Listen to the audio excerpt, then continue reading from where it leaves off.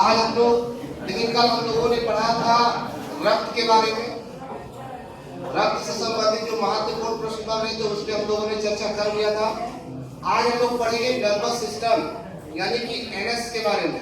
Nervous system यानी तंत्रिका तंत्र से बनने वाले महत्वपूर्ण प्रश्नों पर हम लोग चर्चा करेंगे। ठीक, तो आप रेडी लिख लो, तंत्रिका तंत्र।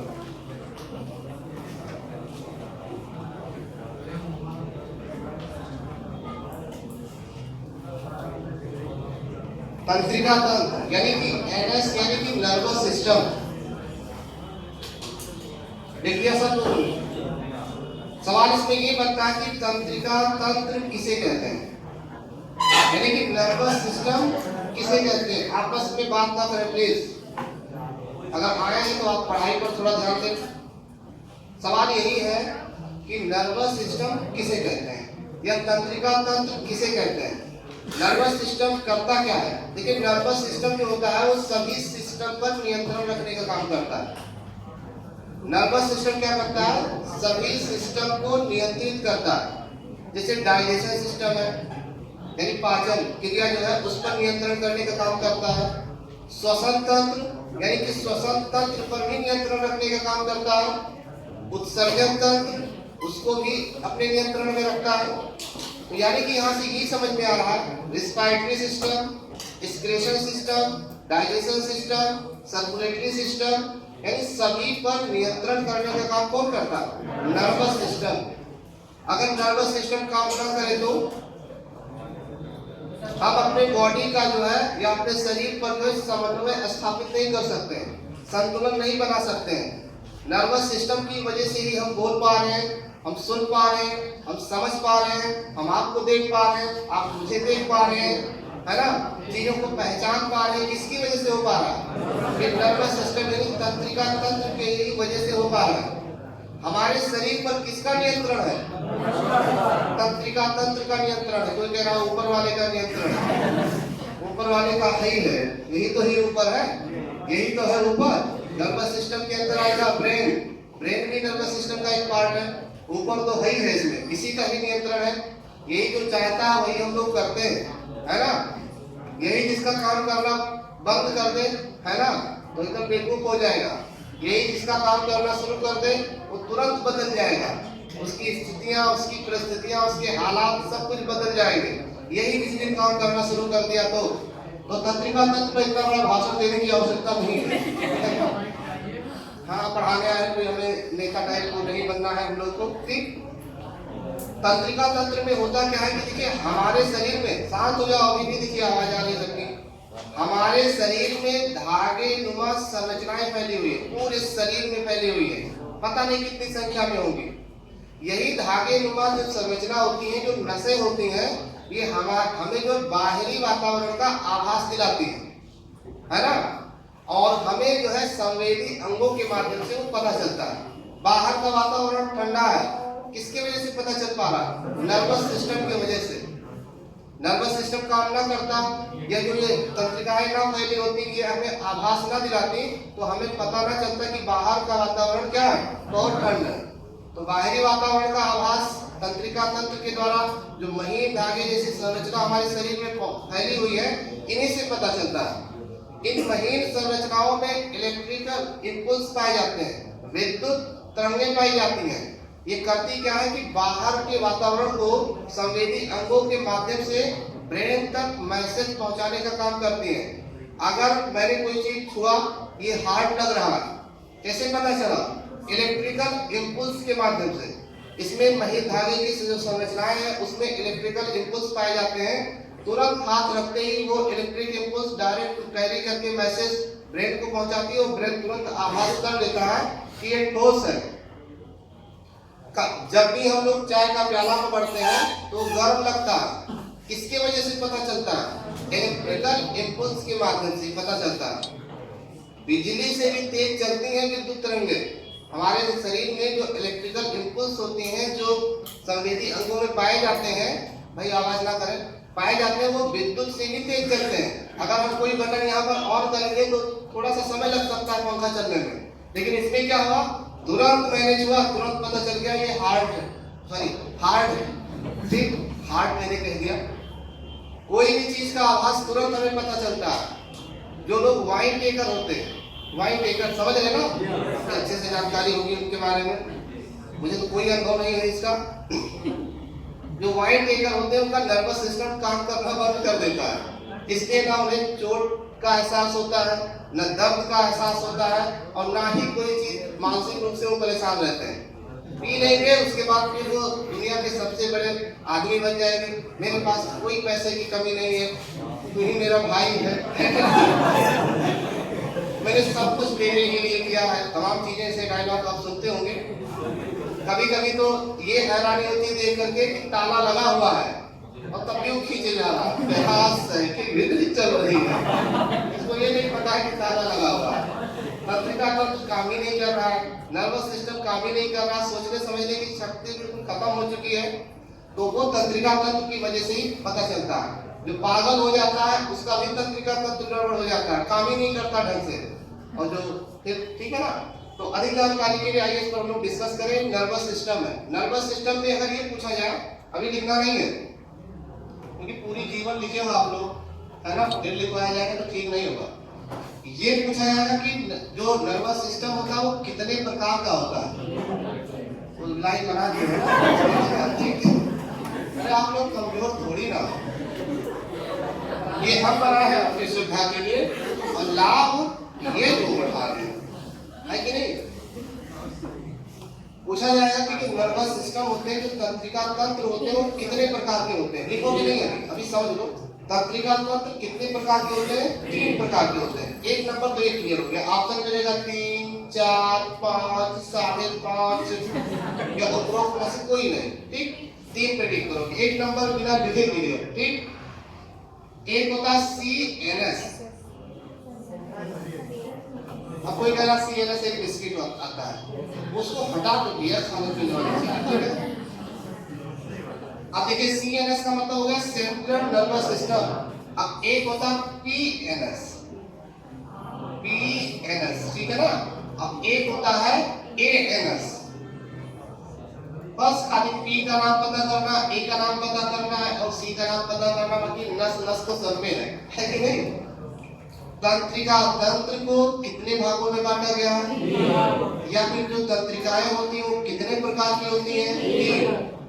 CNS यानी कि सेंट्रल नर्वस सिस्टम। सेंट्रल मतलब केंद्रीय तंत्रिका तंत्र। ये जो केंद्रीय तंत्रिका तंत्र होती है ये पूरे बॉडी का नियंत्रण करती है, नाम ही है केंद्रीय। भाई केंद्र सरकार, सभी राज्यों का नियंत्रण किसके हाथ में? केंद्र सरकार में। तो ऐसा सेंट्रल नर्वस सिस्टम है, पूरे बॉडी का नियंत्रण, कोऑर्डिनेशन बनाना, संतुलन बनाना, ये किसका काम है? CNS का, यानी सेंट्रल नर्वस सिस्टम। कई बार तो फुल नेम पूछा गया कि CNS का पूरा नाम बताइए। कई बार तो ऐसे पूछा गया कि नर्वस सिस्टम का कौन सा ऐसा भाग है जो सबसे ज्यादा विकसित होता है। नर्वस सिस्टम का कौन सा ऐसा भाग है जो पूरी बॉडी का नियंत्रण करती है। नर्वस सिस्टम का कौन सा ऐसा भाग है जो हमें हाथ मूवमेंट करने की क्षमता देती है। देखिए ये किसकी वजह से हो पा रहा है? इस CNS की वजह से हो रहा है। अगर ये ना काम करता तो हाथ चलता ही ना। ये जो भी इशारे हो रहे हैं किसके हिसाब से? इसके हिसाब से। आज आप यहाँ पर आए हैं किसके हिसाब से? CNS के हिसाब से। अगर ये काम ना करता तो पता नहीं अपने में चौरा से उधर निकल गए होंगे। कभी कभी जब इसका ये काम नहीं करता है इंसान तो उठपटांग चीजें कर जाता है, कंट्रोल इसमें से हट जाता है। अभी इस पर हम लोग और भी चर्चा करेंगे। ठीक, तो CNS का काम क्या है? पूरे बॉडी का नियंत्रण करना। ये है PNS यानी पेरिफेरल नर्वस सिस्टम। ठीक है ना। PNS देखिएगा, इसमें यहाँ पर थोड़ा सा हमें बताना होगा, इसको बोलते हैं परिधीय तंत्रिका तंत्र। क्या बोलेंगे? परिधीय तंत्रिका तंत्र। ठीक, ये होता क्या है? यहाँ पर आप देख पा रहे होंगे, कोई बात नहीं करेगा प्लीज। 12 जोड़ी और ये है क्या देते हैं 31 जोड़ी। बस अभी तमाम प्रश्न ही बन जाएंगे। जो पेरिफेरल नर्वस सिस्टम होता है, जो परिधीय तंत्रिका तंत्र होता है, वो 12 जोड़ी कपाल तंत्रिकाओं का बना होता है और 31 जोड़ी मेरुरज्जु कोशिकाओं का बना होता है। नहीं समझ में? फिर से सुन लीजिए। कौन सी नर्वस सिस्टम की तंत्रिका है या कौन सी ऐसी तंत्रिका है जो 12 जोड़ी कपाल तंत्रिकाओं की और 31 जोड़ी मेरुरज्जु तंत्रिकाओं से मिलकर बनी होती है? CNS नहीं, PNS, परिधीय तंत्रिका तंत्र। ठीक है ना? तो ये समझ में आ गया। इसके अलावा देखिएगा, कई बार तो ऐसे परीक्षा में प्रश्न पूछा गया है, मस्तिष्क में कितनी जोड़ी तंत्रिकाएं पाई जाती हैं? 12 जोड़ी। एक नंबर और कीजिए। हाँ, 1 दर्जन जोड़ी भाई के हिसाब से। ठीक है। कई बार ऐसे परीक्षा में पूछा गया है कि मेरुरज्जु में कितनी तंत्रिकाएं पाई जाती हैं, कितनी नसें पाई जाती हैं? कितना? 31 जोड़ी। अगर बाय चांस संख्या कुल पूछ लिया तब मेरुरज्जु में कुल कितनी तंत्रिकाएं होती हैं? तो 31 गुना क्या हो जाएगा? 62। पता लगे हाँ पता है 31 और वहां पे लगा पूछ लिया जाए 62 तो कहोगे डिस्टर्ब हो जाए। ऐसा नहीं करना है। कितनी जोड़ी, अगर जोड़ी पूछा तो जोड़ी में बताना, अगर संख्या में पूछा मस्तिष्क में या मस्तिष्क में कितनी जोड़ी तंत्रिकाएं होती हैं? 12। कितनी संख्या में होती हैं? 24। तो ये ध्यान रखना, सावधानी बनाए रखिएगा। इसी को देखो, सवाल पर सवाल बनता जा रहा है। लिखा कुछ भी नहीं हम लोगों ने, लेकिन समझ सब कुछ लिया है कि नहीं? देखो लिखा क्या आपने, कुछ भी नहीं लिखा और समझ सब कुछ लिया। इतना कठिन चैप्टर आप लोग पढ़ रहे हो और इतना आसानी से पढ़ रहे हो, ऐसा लग रहा है इतिहास पढ़ रहे हैं कि नहीं? कितना आसान हो गया। ये आपकी समझ ने, आपकी CNS ने, आपके सेंस ने आपको क्या बना दिया? समझदार बना दिया। बहुत कठिन लगने वाला भी चीज आज क्या है? आसान लगने लगा। तो ये आपके इसी पर निर्भर करता है, यही बेचारा सक्रिय रहे बस। ठीक। यहाँ पर आपने देखा था कि नहीं देखा था? देखा था, है ना?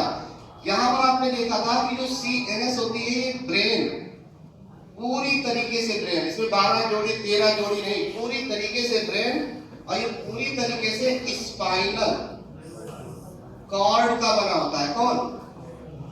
देखिए, ब्रेन और स्पाइनल कॉर्ड मिल करके पूरे शरीर का नियंत्रण करते हैं। ठीक। लेकिन इसमें देख पा रहे हैं सिर्फ 12 जोड़ी कपाल तंत्रिका है और सिर्फ 31 जोड़ी मेरुरज्जु तंत्रिका से ही मिलकर ये बना होता है PNS।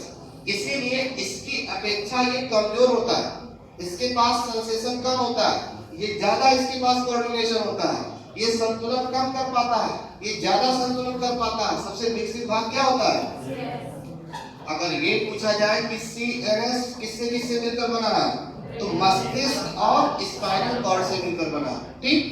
ये भी उसी से मिलकर बना है, लेकिन थोड़ा कम, कुछ कपाल तंत्रिका है और कुछ मेरुरज्जु। इसमें संख्या दे दी गई है, तो ये भी ध्यान दे सकते हैं। ठीक है। फिर देखिए आगे लिखिएगा नहीं, समझ पा रहे होंगे आप लोग, पूरी जनता खामोश है, सही भी है।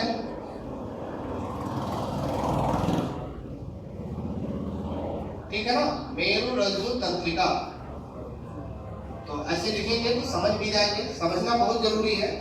तो PNS को यानी परिधीय तंत्रिका तंत्र को कपाल तंत्रिका के नाम से भी जाना जाता है।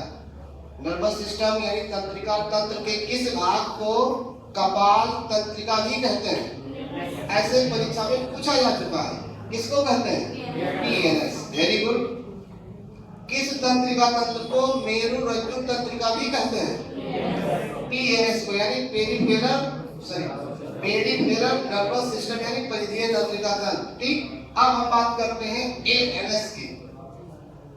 किसकी? इसको बोलते हैं ऑटोनॉमिक नर्वस सिस्टम। क्या बोलेंगे?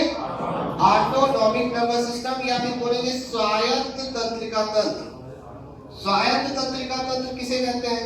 आप भी बता सकते हो। पहले ANS को, है ना? स्वायत्त तंत्रिका तंत्र किसे कहते हैं? जो स्वयं एक्टिव होती है और स्वयं डीएक्टिव हो जाती है, उसे क्या कहेंगे? स्वायत्त तंत्रिका तंत्र। कुछ ऐसी तंत्रिकाएं हैं जो हमारे नियंत्रण में नहीं है, तो वो स्वायत्त तंत्रिका तंत्र के अंतर्गत आएंगे। जैसे अचानक डर जाना, ये किसमें आएगा? हम जानबूझ के थोड़ी डरते हैं, डरते अचानक ही तो है। अचानक डर जाना, अब डरने के बाद में डर धीरे धीरे खत्म भी तो हो जाता है, यानी अचानक ये एक्टिव होती है और अचानक डीएक्टिव भी हो जाती है, उसमें हमारा नियंत्रण नहीं होता है।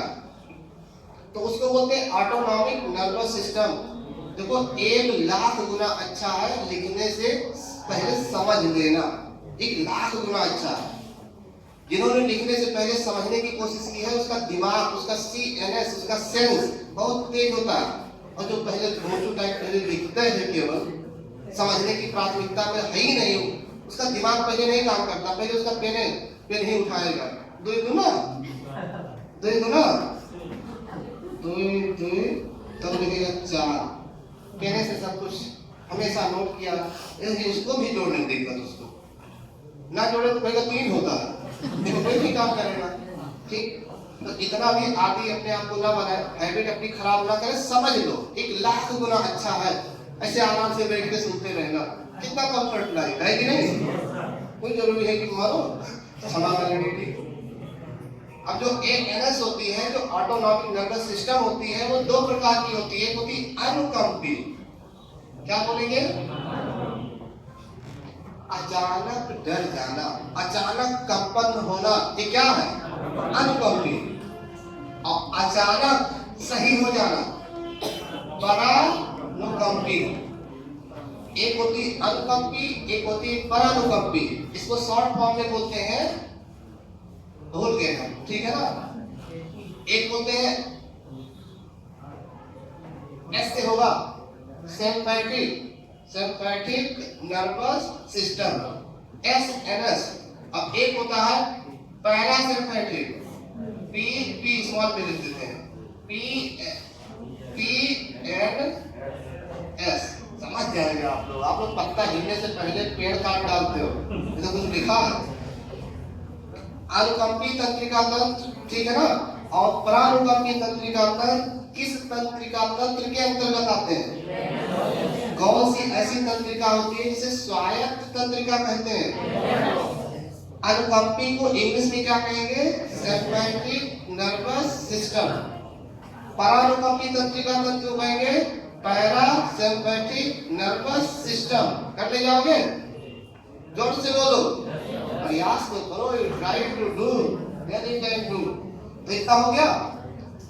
अचानक डर जाना, अचानक डरते हैं, है ना? और अचानक डर धीरे धीरे खत्म भी हो जाता है, परानुकंपी, है कि नहीं? तो अचानक एक्टिव होना, अचानक डीएक्टिव हो जाना, ये सब किसका काम है? स्वायत्त तंत्र का तंत्र। ठीक। अब जब अनुकंपी होगा, जब इंसान डर जाएगा, जब इंसान डर जाएगा तो रक्तचाप क्या होगा? बढ़ जाएगा। तो अनुकंपी तंत्रिका तंत्र में क्या होता है? रक्तचाप बढ़ जाता है, हृदय की धड़कन बढ़ जाती है। जब इंसान डरेगा और क्या क्या होता है? हाँ, आँख की पुतली फैल जाती है। भाई आराम से बेटा, तो नॉर्मल है उसका। अचानक आँख की पुतली डर की वजह से, अनुकंपी है ना, अनुकंपी आपको डरा देती है, कंपन पैदा कर देती है। और परानुकंपी जो फैल गया है पुतली, उसको मतलब सिकोड़ने का काम करता है, उसको नियंत्रित करने का काम करता है। ठीक है ना? डर तो नहीं लग रहा मुझसे, हमें पढ़ा रहे हैं, डर रहे हो आप हमसे, ठीक है ना? तो इतना नोट कर लीजिए, फिर और बताते इसके बारे में।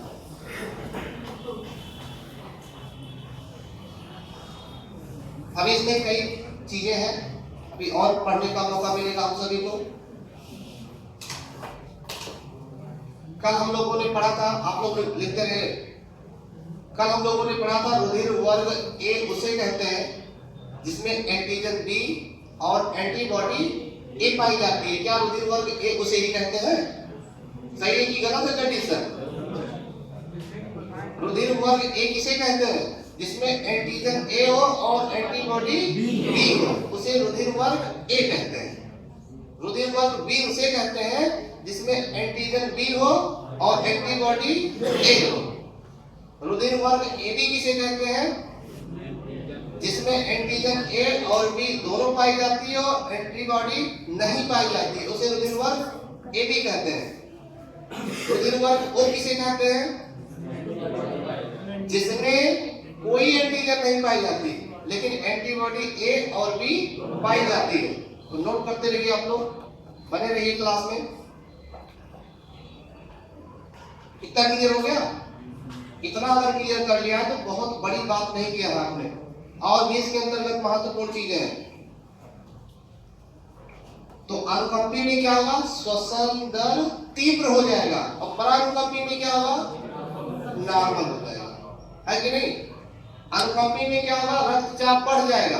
परानुकंपी में क्या होगा? यानी आप समझ पा रहे हैं कि अनुकंपी का जस्ट उल्टा क्या होता है? परानुकंपी नियंत्रित करती है परानुकंपी। अनुकंपी कंपन पैदा करती है, परानुकंपी उसको नियंत्रित करती है। यानी स्वामेव, यानी कि स्वायत्त, ये अपने आप सब कुछ छेदक क्रिया होती है। ठीक है ना? इतनी चीजें आप लोगों ने लिख लिया, बहुत ही अच्छा काम किया। और देख लीजिए, जगह ना होने के कारण यहां हम लिख रहे हैं 1921 में लैगली का नाम सुना होगा आपने, हमसे कई बार मुलाकात भी की हुई है। तो ANS यानी कि स्वायत्त तंत्रिका तंत्र की जो अवधारणा है, स्वायत्त की जो अवधारणा है, 1921 में लैगली के द्वारा दिया गया था।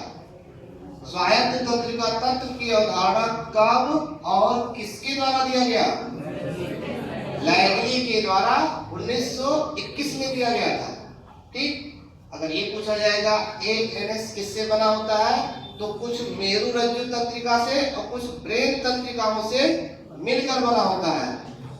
MDNS में क्या है? 12 जोड़ी कपाल तंत्रिकाएं, यानी 12 जोड़ी मस्तिष्क तंत्रिकाएं, या फिर 31 जोड़ी मेरुरज्जु तंत्रिकाओं से मिलकर बना होता है। जबकि ये कुछ, इसमें क्लियर नहीं कितना है, कुछ ब्रेन तंत्रिकाओं से, कुछ मेरुरज्जु तंत्रिकाओं से मिलकर बना होता। कौन? ANS। तंत्रिका तंत्र का कौन सा भाग है जो पूरी तरीके से ब्रेन और स्पाइनल कॉर्ड से बना हुआ? इतना क्लियर हुआ? करीबन 50 क्वेश्चन कवर करता हुआ ये तरीका। मिटा जाए इसको, या फिर कहो कि शीत और सेंट्रल लिख दिया जाए। मुझे लगता है लिख लिया होगा आप लोगों ने। इसको बोलते हैं केंद्रीय, लिख सकते हो सेंट्रल या केंद्रीय। इसको बोलते हैं पेरिफेरल, या फिर आप परिधीय लिख सकते हो, परिधीय तंत्रिका तंत्र। ठीक? और ये आपका हो जाएगा एनस यानी स्वायत्त। ठीक है? अपनी भाषा में जरूर लिख लीजिए, कहीं पर भी नोट कर लीजिएगा। मैंने रोका नहीं कि आप ना लिखिए, कहीं ना कहीं अपनी भाषा में लिख लीजिएगा। जो चीजें आपको नहीं याद है वही लिखिएगा, बाकी जो याद हो जाए उसको मत लिखिए। आदत मत खराब करिए अपनी। लिखने की आदत हो गई तो बिना लिखे याद नहीं होगा। फिर महात्मा गांधी।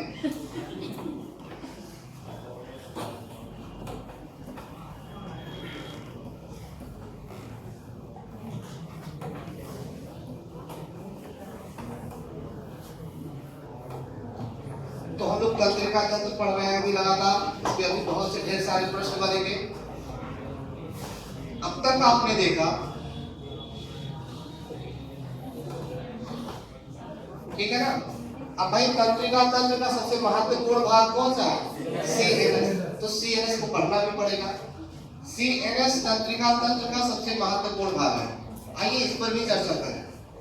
इसका एक पार्ट है ब्रेन यानी कि मस्तिष्क, सोचिए, और दूसरा पार्ट है स्पाइनल कॉर्ड, स्पाइनल कॉर्ड। ठीक है ना? ये चीजें हो गई। ठीक? ब्रेन के बारे में बहुत अच्छी जानकारी है सबको। ठीक? अगर ये पूछा जाए कि ब्रेन का भार कितना होता है, 2400 नहीं 1400 ग्राम। ना विश्वास हो तो निकाल करके देख लीजिए, फिर बाद में उसी में सेट कर देना। ठीक है? कहीं इधर उधर हुआ आपकी सारी जिम्मेदारी। ठीक? ब्रेन यानी मस्तिष्क का भार कितना होता है? 1400 ग्राम होता है। ये जो ब्रेन होता है ये कितने हड्डियों के खोल में होता है? ऐसे एक बात प्रश्न पूछा जाता है। हाँ, 8 हड्डियों से मिलकर बनता है कपाल। कपाट नहीं, कपाल, है ना? अगर ये पूछे कपाट की ही बात आ गई तो इस पे भी चर्चा कर लेते हैं हम लोग। एपिग्लॉटिस का नाम सुना है आपने? ये भी एक कपाट है जो कि कई बार परीक्षाओं में आ चुका है। एपिग्लॉटिस का नाम बता दो कोई जिसने भी पढ़ा हो।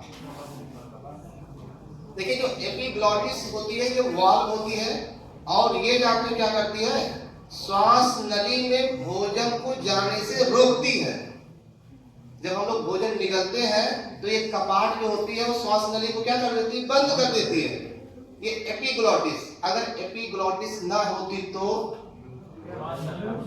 कभी कभी एपिग्लॉटिस बंद नहीं हो पाता तो नाक में जो चावल होता है इसे निकल आता है, लोग फिर निकाल के खा लेते हैं।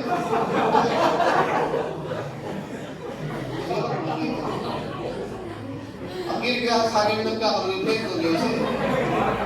कभी जल्दीबाजी में होते हैं हो गया, तब तक बंद नहीं हो पाया एपिग्लॉटिस, तो वो नाक से बहरवा निकल आता है, फिर उठा के हम लोग खा लेते हैं। ठीक है, जानते हो चावल है तो चाहे छोड़ दो ना, अगर मुझे लगता है ना कि कोई महंगी चीज खा रहे हो निकल भी जाए, महंगी चीज खा रहे हो और कहीं गिर जाए तो फिर उठा के खा लेते हैं, मुझसे गिर जाए तो उसको खा लेते हैं। आप ही लोगों गलत बता रहे हैं, इसको छोड़ेंगे नहीं, 500 रुपया लगा रोजा है। अब वहां वो परिस्थितियां बताएगी, सामने कोई है तो वो भी ध्यान रखा जाएगा, नहीं है सामने तो चाहते जहां गिरा हो। आप लोग इसे नहीं करते हो क्या, हमारे ऊपर हंस रहे हैं, आपकी बातें हम बता रहे हैं, बदनाम हम हो रहे हैं, बस हम कुछ नहीं। तो जो ब्रेन होता है, जो मस्तिष्क होता है, वो कितने हड्डियों से सुरक्षित होता है, 8 हड्डियां। 8 हड्डियां मिल करके बनाती है क्रेनियम।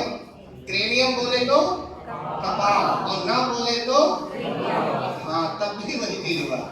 क्रेनियम कितने हड्डियों का खोल होता है, कितनी हड्डियां मिल करके ब्रेन को प्रोटेक्ट करती है।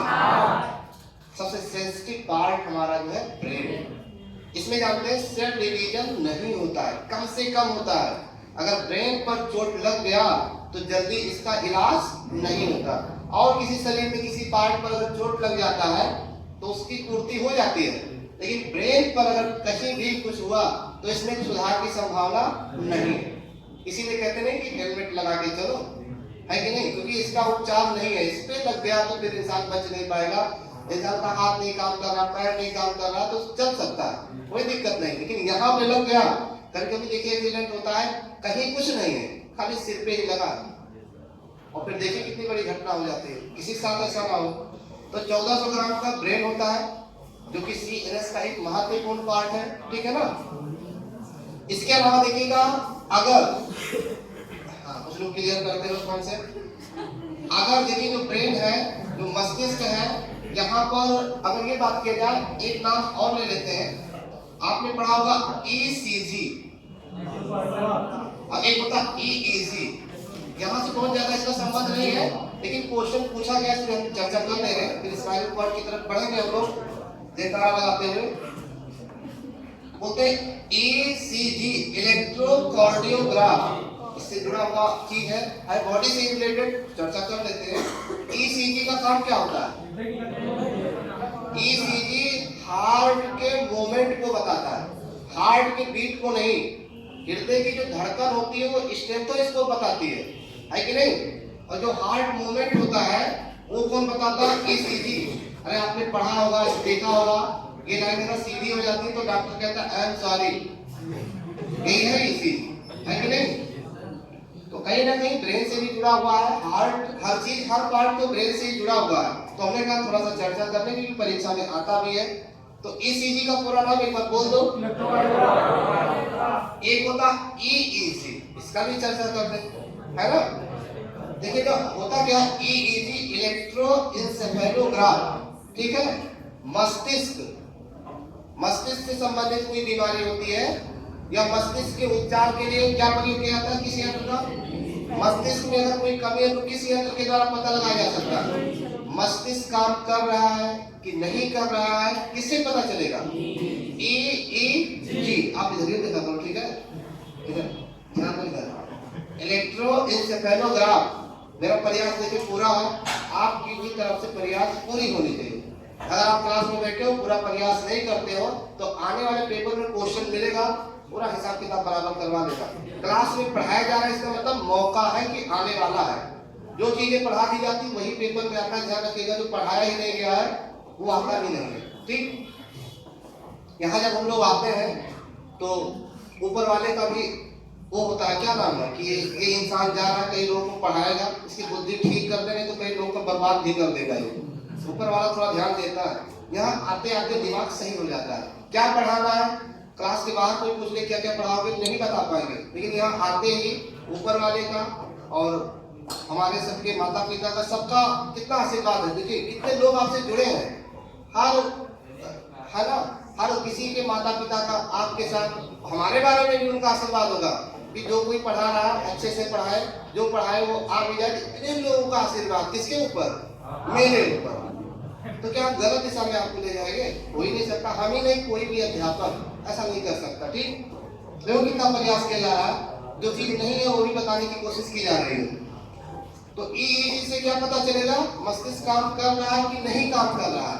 ठीक, हार्ट इसे हृदय काम कर रहा है कि नहीं काम कर रहा है, किससे पता चलेगा, ईईजी। आपने 2-3 बार सुना, अपनी भाषा में लिख लीजिएगा, फिर देखिएगा पूछा जाएगा।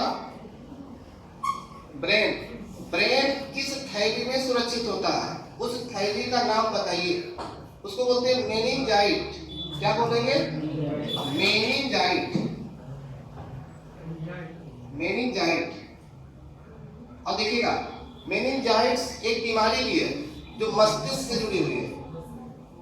कई बार परीक्षाओं में ऐसे ही पूछा गया है कि मेनिंजाइट ये बैक्टीरिया से होने वाला बीमारी है, कहीं कहीं वायरस भी दिया गया है, तो ये ब्रेन से जुड़ा हुआ। तो यहाँ ध्यान रखिएगा, मेनिंजाइट एक बीमारी भी है। ठीक, और मेनिंजाइट एक झिल्ली है। इसी झिल्ली के अंदर क्या, जो ब्रेन है वो सुरक्षित है, ये सुरक्षा कवच है। आपने पढ़ा होगा हृदय, हृदय किस थैली में होती है, नहीं, पेरिकार्डियम। पढ़ा सब लोगों ने, लेकिन देखिए अंत समय में धोखा दे जाते हैं। आप लोग पढ़े थे पूरे मन से, मैंने कई बार, एक नहीं यकीन मानो, जब जब साइंस की क्लास चलती तब भी हम बताते बार बार हृदय के बारे में। हृदय की जो ऊपरी झिल्ली होती है उसे क्या कहते हैं, पेरिकार्डियम। हृदय किस थैली के अंदर सुरक्षित होती है, पेरिकार्डियम, ये मांसल की बनी होती है। ऐसे ठीक मेनिंजाइटिस भी क्या है, मेनिंजाइट भी क्या है, एक झिल्ली है, इसके अंदर क्या सुरक्षित होती है, ब्रेन। तो 5 बार बोला है और उसके बाद आपसे वो हो जाए तो कहीं ना कहीं कमी आप में है। बात समझ रहे हो ना। इसके बाद अगर ये नहीं आया तो ये आएगा कि जो लंग्स है या फेफड़ा है वो किस झिल्ली के अंदर होती है, कोई बता दीजिए। कई बार बोला है मैंने, प्लूरल मेम्ब्रेन। जो फेफड़े की झिल्ली होती है, जो फेफड़े की थैली होती है, उसे क्या कहेंगे, प्लूरल मेम्ब्रेन। पेरिकार्डियम हृदय की थैली, मेनिंजाइट ब्रेन की थैली, एपिग्लॉटिस का काम, एपिग्लॉटिस का काम श्वास नली को बंद कर देता है। जब हम भोजन निगलते हैं तब हमेशा नहीं बंद किए रहता है कि ताकि भोजन उस श्वास नली में न जाने पाए। समझ गए होंगे, पेपर में आएगा, कर लीजिएगा अपनी भाषा में, कहीं से दाएं बाएं से नोट कर लो। अभी और कोई चीज होता तो नोट कर लेते नंबर कहीं ना कहीं, इसको नहीं नोट करोगे, ठीक है, हो जाएगा। 9-8 क्या 9-8-3 मेरा नंबर नहीं, ध्यान रखना, ऐसे बोल रहे हैं, क्या करें, बताना पड़ता है बहुत कुछ। ठीक है ना। तो ब्रेन के बारे में भी और हम चर्चा करेंगे। ब्रेन बहुत बड़ा चीज है, ठीक है, अभी हम लोग चर्चा करेंगे। ये है स्पाइनल कॉर्ड। स्पाइनल कॉर्ड को क्या क्या बोलते हैं, कशेरु, मेरुदंड भी कहते हैं इसे, वर्टिब्रेट भी कहते हैं, स्पाइनल कॉर्ड भी कहते हैं। ठीक है ना। ये भी हमारे बॉडी पर नियंत्रण करने का काम करता है। जितना भी प्रतिवर्ती क्रियाएं होती है, प्रतिवर्ती क्रिया, प्रतिक्रियाओं पर, प्रतिवर्ती क्रियाओं से संबंधित रिफ्लेक्स एक्शन है ना, इसके द्वारा होता है, स्पाइनल कॉर्ड के द्वारा तुरंत गति करता है। कभी कभी होता क्या है कि दिमाग कहीं और होता है, ठीक है ना, दिमाग कहीं अलग व्यस्त है, तो जो स्पाइनल कॉर्ड है ये भी बॉडी को नियंत्रित करने का काम करता है। ठीक है ना। दिमाग आपका पढ़ने में लगा है और कोई पीछे से आकर के ऐसे कर दे तो आप तुरंत डर जाते हैं, क्विक रिफ्लेक्ट करता है। कौन होता है वो स्पाइनल कॉर्ड होता है। क्योंकि स्पाइनल कॉर्ड का बहुत ज्यादा काम नहीं कि बॉडी को नियंत्रित करे, काम किसका है, मस्तिष्क का है। अब मस्तिष्क पढ़ने में लगा था, अचानक कोई आकर के धक्का मार दिया, लेकिन तुरंत क्या करता है स्पाइनल कॉर्ड, ये भी मतलब तुरंत क्विक रिफ्लेक्स करता है, एक्शन करता है। तुरंत हमारा शरीर क्या होता है, डर जाता है, कंपन की स्थिति में आ जाते हैं। तो प्रतिवर्ती क्रियाओं को क्या बोलते हैं, रिफ्लेक्स एक्शन। क्या बोलेंगे, रिफ्लेक्स एक्शन। आर ये इसलिए लिख रहे हैं, इंग्लिश में लिख लेना आप लोग, ठीक है, समय लग जाएगा ज्यादा उसमें लिखने में। तो रिफ्लेक्स एक्शन समझ गए होंगे ना, इतने से समझ जाओ कि स्पेलिंग नहीं क्लियर है मेरा, ठीक है ना। हाँ, खुल के ना बताना पड़ेगा बार। तो प्रतिवर्ती क्रियाओं के बारे में जो पता लगाया था वो एक जो मनोवैज्ञानिक, क्षमा करें, वैज्ञानिक थे, वो थे मार्शल हॉल। ये भी एक हाल ही है। आप लोग का भी हाल बिहार में ठीक ठाक है, ठीक है। मेरी क्लास में पढ़ने के बाद बिहार कैसे हो जाओगे, सब होने नहीं देंगे आप। Marshall Hall. तो प्रतिवर्ती यानी रिफ्लेक्स एक्शन क्रियाओं का सबसे पहले पता किसने लगाया था, मार्शल हॉल के द्वारा लगाया गया था। यह स्पाइनल कॉर्ड का काम समझ में आ गया। यानी कि ब्रेन जब व्यस्त होता है तब ये स्पाइनल कॉर्ड काम करता है। ये जब काम कर ही नहीं पाता ढंग से, काम तो इसका है ना संतुलन करने का, ये अचानक चीजों को नियंत्रित कर देता है। इसको पता नहीं कितना ध्यान देना चाहिए, कितना नहीं। ब्रेन अगर ठीक ठाक है तो अपने हिसाब से कंट्रोल करेगा, लेकिन ये क्या करेगा, किसी ने धक्का दे दिया अचानक डर जाता है, ठीक है। उसी में क्या करते हैं, प्रतिवर्ती क्रिया, है ना। अचानक थोड़ी सी कोई क्रिया करेगा तो उसके तुरंत आप जोर से रिफ्लेक्शन करेंगे। ये हो गया।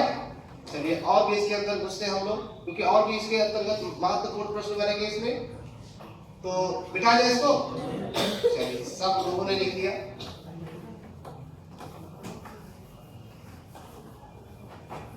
CNS अभी क्लियर नहीं हुआ। फिर आप देख पा रहे होंगे ब्रेन। अब तक आपने पढ़ा, क्या क्या पढ़ा, सब क्लियर होगा। अब तक आपने पढ़ा CNS किसके अंतर्गत आता, ANS के अंदर CNS, और CNS के अंदर ब्रेन, और ब्रेन के अंदर अब यहाँ पर हम लोग पढ़ेंगे। तो ये कहना कि वो तो बवाल है। बवाल क्या है, हाँ ब्रेन तो बवाल है ही नहीं। चलिए इसको भी समझने का प्रयास करेंगे। मैंने इसको तैयार किया है अपने हिसाब से, तो इसको भी समझना है, अभी लिखना नहीं। एक होता है सेरिब्रम, एक होती है सेरिब्रम। अगर ये पूछा जाए कि मस्तिष्क को कितने भाग में डिवाइड किया गया, एक होता है सेरिबेलम। देख लीजिए, समझ लीजिए, सेरिबेलम। कई बार परीक्षाओं में ऐसे पूछा गया कि मस्तिष्क के अग्रभाग को क्या कहते हैं, सेरिब्रम। मस्तिष्क के मध्य भाग को सेरिब्रम, मस्तिष्क के पश्च भाग को सेरिब्रम। ये क्वेश्चन क्लियर हो गया। या फिर कई बार ऐसे पूछा गया कि सेरिब्रम मस्तिष्क का कौन सा भाग है।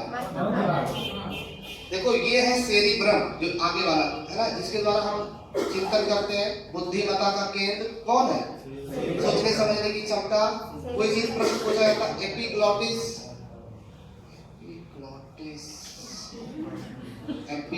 यहाँ चिंतन करते हैं, इसको करते हैं, ये सेरिब्रम।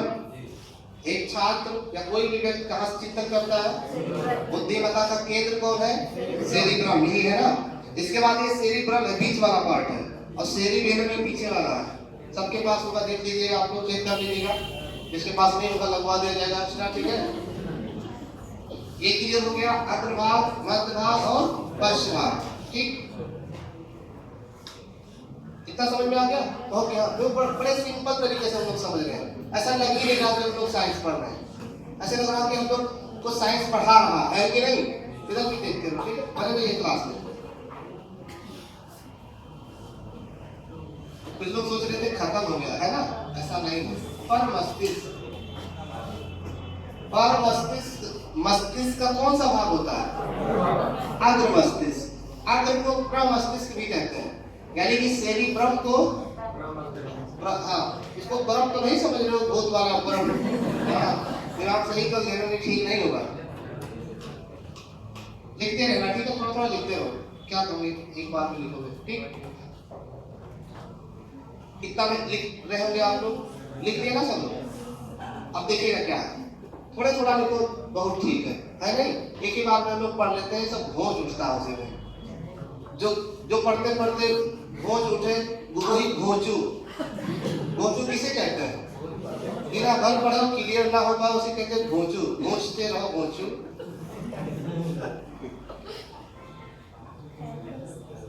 थैलेमस अभी को था हाइपोथैलेमस। हम तमाम क्वेश्चन है करना है। आज ब्रेन भी सोच रहा होगा कि आज किसके पाले हम लोग पढ़े हैं कि नहीं।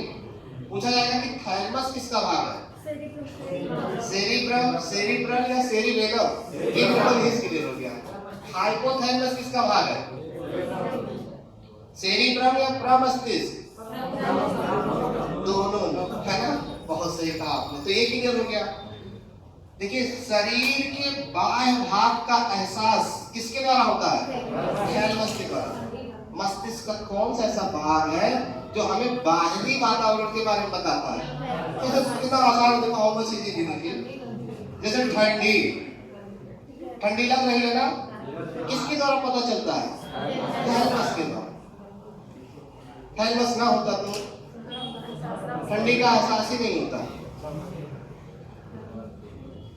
अचानक सूरज निकल आता है तो बाहरी वातावरण को बताता है कि नहीं कि गर्मी है आज। किसके द्वारा पता चलेगा? थैलेमस। कौन सा भाग है? ब्रेन का। ब्रेन किसका पार्ट है? ब्रेन किसका पार्ट है? सीएनएस किसका पार्ट है? एनएस किसका पार्ट है? कौटिल्य का। बहुत सही। किसी ने कहा दर्द, है ना। कहीं भी चोट लग जाती है, कहीं भी हमें, तो कहां से पता चलता है? थैलेमस के द्वारा। आपने सुना होगा खली का नाम, शायद इनका थैलेमस क्या है निकलवा दिया गया। सही है, सही है। थैलेमस अगर निकलवा दिया जाए सूखी खांसी है, कोई दिक्कत नहीं है, क्लास है। सूखी भी ना होती ना तो हम जाते ना बाहर, चाहे जो होता है यहीं पर सब होता है तो आउट एडजस्ट कर लेते, तो देना पाते हैं। अच्छा आप ही बताओ, क्लास में बैठे हो, पढ़ रहे हो, बीच में बैठे हो, हल्का भाई लिक्विड ही है, द्रव टाइप का है, कहीं कुछ करो तो भी गड़बड़ है। और जानते हैं कुछ गलत भी नहीं है, ये इसमें एंजाइम बहुत होते हैं। इसको अगर ये पेट में चला गया तो वसा, कार्बोहाइड्रेट, प्रोटीन इनके पाचन में सहायता प्रदान करता है। क्योंकि प्रोटीन्स और वसा जल्दी पचते नहीं है, और जैसे अंदर गया तुरंत तो कुछ लोग का पेट फूलने लगता है। डाइजेशन ना होने की वजह से पेट फूलने लगता है। अब यही जब अंदर पेट चला जाएगा ना तो डाइजेस्ट हो जाएगा, पेट नहीं फूलेगा। कितना फायदा है। कभी कभी कुछ लोग क्या है कि ऐसे करते जब बाहर निकल जाता तो उठा के लोग खा लेते। थोड़ी चीजें थोड़ा मत कहीं निकल के गिर दिया, पेट तो सही रहना कम से कम। पेट ना होता समझ पा रहे हो? तो यहाँ पर देख पा रहे ठंडी, गर्मी और दर्द का एहसास किसके द्वारा होता है? जिसका थैलेमस निकाल दिया जाए तो उसको चोट का एहसास नहीं होता। ये लोग बड़े बड़े खिलाड़ी यही करते हैं, थैलेमस निकलवा देते हैं, ठीक है ना। तो ना उनको दर्द होता है, ना गर्मी ना ठंडी, चाहे जहाँ बैठा दीजिए बैठे रहेंगे, ठीक। देखो हाइपोथैलेमस शरीर के अंदर की चीजों का एहसास किसके द्वारा होता है? शरीर की क्या क्या आवश्यकताएं हैं कौन बताता है? थैलेमस, हाइपोथैलेमस बताता है। हाइपोथैलेमस शरीर के अंदर क्या क्या होता है? भूख, ठीक है ना, आस भी होता है, प्यास भी होता है, और फिर भी इंसान उदास होता है। कुछ लोग सोच रहे हैं कि हम जादू दिखा रहे हैं, ऐसा कुछ नहीं है। माहौल बना दे देखिए, है ना। भूख का एहसास कौन दिलाता है? अगर हाइपोथैलेमस ना होता तो भूख का एहसास ही ना होता। और इतना खा लेते, भूख पर नियंत्रण करने का काम कौन करता है? हाइपोथैलेमस। प्यास लगी है कि नहीं लगी है किससे पता चलता है? हाइपोथैलेमस। क्रोध शरीर के अंदर ही रहता है, ठीक है ना। क्रोध के बारे में कौन एहसास दिलाता है? हाइपोथैलेमस। आप बहुत थक गए हैं कौन बताएगा? है ना। आप बहुत परेशान हैं कौन बताएगा? मुझे कुछ अपने जीवन में करना चाहिए, ये आत्मविश्वास कौन बढ़ाएगा आपका? हाइपोथैलेमस। हाइपोथैलेमस ना होता तो प्यार, है ना, ये एहसास कौन दिलाता है? इसको अब समझ पाए कि अब पॉइंट वाली बात है। प्यार, प्यार आपके माता पिता के प्रति, आपके भाई के प्रति, आपकी बहन के प्रति, ये कौन जगाता है? अगर ये ना होता तो इंसान का किसी इंसान से लगाव ही ना होता। बात समझ रहे ना? माता पिता तो भूल जाता है इंसान। सोचो पुत्र अगर माता पिता तो भूल जाए, कौन एहसास दिलाता है? कभी पढ़ते पढ़ते एहसास होता है कि मम्मी कब तक पढ़ूंगी मैं, कब तक पढ़ूंगा मैं, पापा, अचानक याद आती है कि नहीं? वो कौन फीलिंग लेके आता है? नहीं तो इंसान तैयारी करने चला जाए, जीवन भर याद ही ना करे माता पिता को। कभी कुछ लोग तैयारी करते करते इसे रो देते हैं,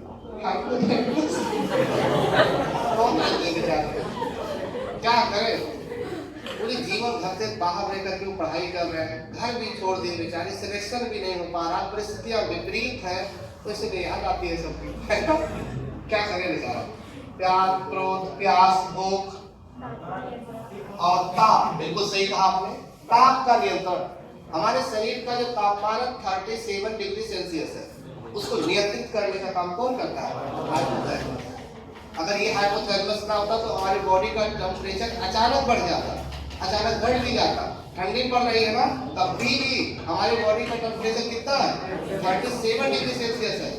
अगर बाहर का तापमान 50 डिग्री सेल्सियस भी हो जाएगा, तब भी शरीर का तापमान कितना रहेगा? कौन करता है? माइनस, जहां पर इस समय तापमान है, वहां भी बॉडी का टेम्परेचर कितना बनाए रखता है? यही हाइपोथैलेमस 37 डिग्री सेल्सियस, घटने भी नहीं देता। कौन बजा रहा भाई फ्रिज? घटने भी नहीं देता और ना बढ़ने देता।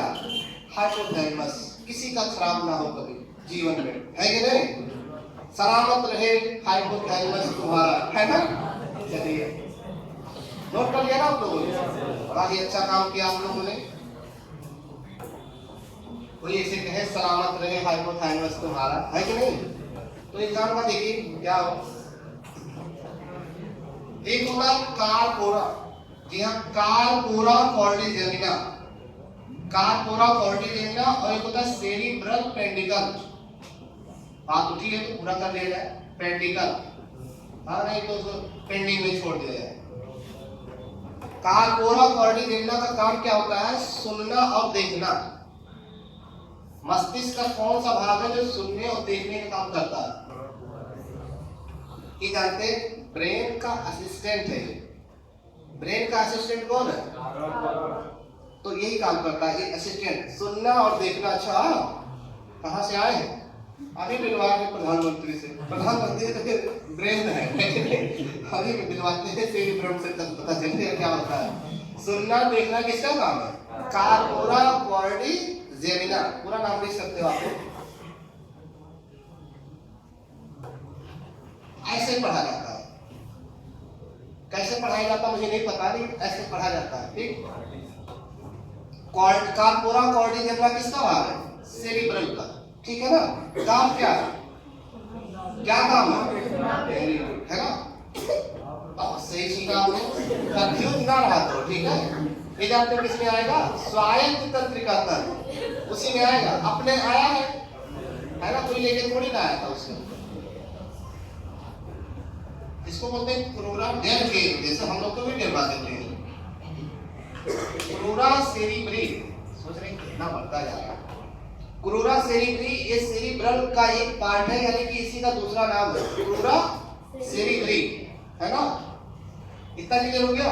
अगर ये पूछा जाए कि क्रूरा सेरिब्री किसका एक भाग है, तो सेरिब्रल पेंडिकल का एक भाग है या दूसरा नाम है, उसी को कह देते। ठीक, ये क्लियर हो गया? अब बात करते हैं सेरिबेलम, मेडुला ऑब्लोंगेटा। बहुत नाम सुना होगा आपने, आज ही पकड़ा गया। मेडुला ऑब्लोंगेटा, अभी कोई भाग ले ना पाए। मेडुला ऑब्लोंगेटा मस्तिष्क के किस भाग में होता है? सेरिबेलम। क्लियर हो गया? इतना आसानी से पकड़ेंगे बेचारे। ठीक, इसका काम होता है उपापचय पर नियंत्रण करना। उपापचय है ना? उपापचय, उपापचय मतलब मेटाबॉलिक प्रोसेस। मेटाबॉलिक प्रोसेस पर नियंत्रण करने का काम कौन करता है? Medulla oblongata. क्लियर? क्लियर हो गया ना? देखिए ये मेटाबॉलिक नहीं क्लियर हो पाया होगा। मेटाबॉलिक के अंतर्गत जो शरीर के अंदर स्वतः होने वाली क्रियाएं हैं वो सभी शामिल है। जैसे हम लोग भोजन कर लेते हैं ना, भोजन तक यहाँ तक काम पहुंचाने का है, उसके बाद क्या शुरू हो जाती है? मेटाबॉलिक प्रोसेस शुरू हो जाती है। अपने आप डाइजेस्ट होगा कि डाइजेस्ट करवाओ क्या? इसे छोड़ने का हो जाएगा। वो अपने नियंत्रण में नहीं होती है मेटाबॉलिक क्रियाएं। बात समझ रहे ना? भोजन का पाचन होना, पाचन हो करके प्रोटीन्स बनना, कार्बोहाइड्रेट्स का बनना, वसा का बनना, सब किसमें आ जाएगा? उपापचय में आ जाएगा। कि प्रोटीन आप बनाओगे? आप बता दो। आप तो बनाओगे नहीं प्रोटीन, वो स्वतः क्रिया होने वाली है। तो शरीर के अंदर जो होने वाली स्वयं क्रिया है उसको क्या बोलते हैं? मेटाबॉलिक प्रोसेस के अंतर्गत आती है। और मेटाबॉलिक प्रोसेस दो प्रकार की होती है, एक होती है एनाबॉलिक और एक होती है कैटाबॉलिक। एनाबॉलिक के अंदर क्या होगा? शरीर के अंदर कोई चीज जुड़ेगा, यानी भोजन के पाचन के बाद में जो है, जैसे कई अमीनो एसिड मिल करके क्या बनाती है? कोशिका बनाती है, सॉरी कोशिका नहीं, कई अमीनो एसिड मिल करके प्रोटीन्स का निर्माण करती है। तो ये एनाबॉलिक हो जाएगा। कैटाबॉलिक में क्या हो जाएगा? टूटना। सुन लो भाई, क्या कैटाबॉलिक का मतलब क्या होता है? टूटना। जैसे भोजन का पाचन होना, पाचन होने के बाद में कई रूपों में बदल जाता है, तो क्या हो गया? वो कैटाबॉलिक हो गया। तो मेडुला ऑब्लंगेटा का काम क्या? उपापचय पर नियंत्रण करना। ठीक है ना? सारी गतिविधियां किसके द्वारा होता है? मेडुला ऑब्लंगेटा के द्वारा होता है, सेरिबेलम के द्वारा होता है। तो ये था तंत्रिका तंत्र से संबंधित महत्वपूर्ण, है ना? और एक क्वेश्चन और पूछा था, तंत्रिका तंत्र की इकाई को क्या कहते हैं? न्यूरॉन।